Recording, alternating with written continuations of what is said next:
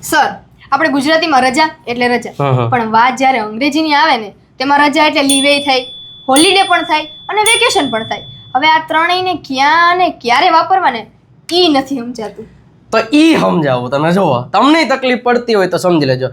હવે લીવ એટલે જ્યારે કોઈ પણ પ્રકારની રજા માટે આપણે કોઈને રિક્વેસ્ટ કરવી પડે, કેમ કે સ્કૂલમાં હોય તો વિદ્યાર્થી રિક્વેસ્ટ કરે, એમ્પ્લોય હોય તો બોસને રિક્વેસ્ટ કરે, તો એ રજાને લીવ કહેવાય. જ્યારે નોર્મલ રજાઓ હોય, જેમ કે કોઈ રવિવારની રજા હોય કે કોઈ ફેસ્ટિવલની રજા હોય, જાહેર રજા. હા, તો એને કહેવાય હોલિડે.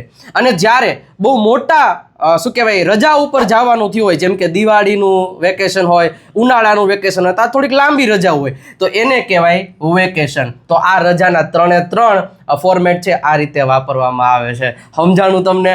વિડીયોને લાઈક કરી ફોલો કરી દેજો હજી નથી કર્યું તો આવી જ રીતે આવા બધા શબ્દોનું જો તમારે નોલેજ જોઈએ છે તો દેવસત્ય English grammar book number screen ઉપર આપેલા છે, મંગાવી લેજો, તમારા ઘર સુધી પહોંચાડી દેશું.